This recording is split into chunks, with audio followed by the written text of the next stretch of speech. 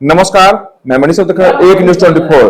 बाकी उपचुनाव जो है समाप्त होते हैं और वोटिंग परसेंटेज बहुत कम आता है। उसी सिलसिले में जो है आरजेडी प्रवक्ता जो है अकरम जी जानकारी देते हैं। चलो स्वागत है सर। जी जी धन्यवाद। बताएं। बाकीपुर इलेक्शन जो है खत्म हो चुका है, वोटिंग परसेंटेज बहुत कम आया है। क्या गठबंधन को कितना नुकसान या कितना फायदा हो पाएगा सर? गठबंधन का जो वोटर है वो पूरी तरह से इंटैक्ट है हमारे साथ, और महागठबंधन के वोटर ने हमारी बहुत ही मेधावी प्रत्याशी रेखा कुमारी गुप्ता जी को, जो बहुत काबिल हैं, आदि आबादी को रिप्रेजेंट करती हैं, एक पढ़ी लिखी सजग महिला, संघर्षों में दुख सुख में रहने वाली जनता के बीच में उनको वोट दिया है, उनको चुना है। और जहां तक देश प्रदेश के अंदर में जिस तरह का अराजक माहौल है, आप देखें एक फेक एनकाउंटर भरत तिवारी का, उसके अलावा प्रदेश हैं भाजपा के विशेषकर ट्रेडिशनल वोटर जो कहे जाते थे, उन सब ने हमें ये अनुभव है और ये हम लोगों को सूचना है कि उन लोगों ने भाजपा का बहिष्कार किया है, वोट नहीं दिया है, जिसके कारण वोट परसेंटेज गिरा है। हमारे वोटर हमारे साथ हैं और हमें वोट मिला है और हम लोग 3 तारीख को जीत अपनी दर्ज कराने जा रहे हैं।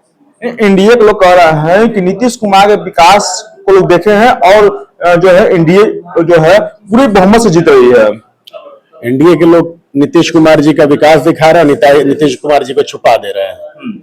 होर्डिंग बैनर से, पर्चा पोस्टर से, हर जगह से उनका नाम और शक्ल सूरत सब छुपा दिया गया और हाईजेक कर लिया गया। नीतीश कुमार जी का चेहरा दिखा करके वोट लिया गया और नीतीश कुमार जी याद आने लगे उसको फिर वोट के समय में, क्योंकि जो मुख्यमंत्री का चेहरा है वो ऐसा चेहरा नहीं है कि उनसे कोई भी व्यक्ति प्रभावित होकर वोट कर देगा। न उनके चाल चरित्र को कोई छुपा हुआ नहीं है प्रदेश के जनता से। तो इसलिए जो पार्टी का जो पूरा इनका तरीका है, एनडीए के लोग भ्रम फैलाना, भ्रमित करके राजनीति करना, वोट ग्रहण करना, इससे ज्यादा इनको कुछ भी नहीं आता है। जदयू प्रवक्ता जो है सब कह रहा है कि नेता प्रतिपक्ष तेजस्वी यादव जो है जब मानसून सत्र था तो विदेश चले गए थे, इस पर क्या कुछ कहिएगा? नहीं, उनसे पूछिएगा ना कि जो मेलोडी खिलाने जाते हैं विदेश, उनके बारे में काहे नहीं पूछते हैं? उनसे पूछे जरा। हमारे राष्ट्रीय अध्यक्ष आदरणीय श्री लालू प्रसाद यादव जी इलाजरत है, दिल्ली में इलाज चल रहा है। उनके सुपुत्र हमारे कार्यकारी अध्यक्ष श्री तेजस्वी यादव जी वहाँ उनकी तीमारदारी कर रहे हैं, तो इनको विदेश दिख रहा है।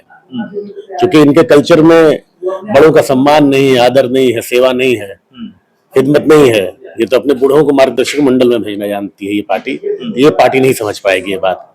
इनके पास कुछ मुद्दा नहीं है तो हमारे लीडर के पीछे हैं। चलिए, ये भी अच्छी बात है। एक अकेला पूरे एनडीए पर भारी है, पूरे सरकार की किरकिरी है, सरकार को घुटने पर ले आए। तेजस्वी जी की चुनौती में हजारों बच्चों के भविष्य को बचा दिया।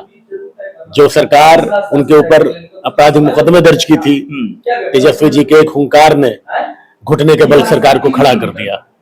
जदयू के लोग यही बोल रहे हैं कि विपक्ष को लोग को विकास नहीं दिखाई दे रहा है। क्या नहीं विकास दे रहा तो चश्मा लगा ले।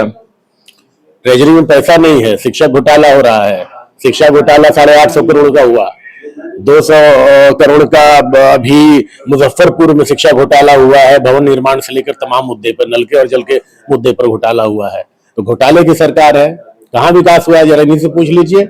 एक अस्पताल की तो स्थिति ठीक नहीं है, मुकदमा थाने में नहीं लिखा जा रहा गरीबों का, दुखियों का।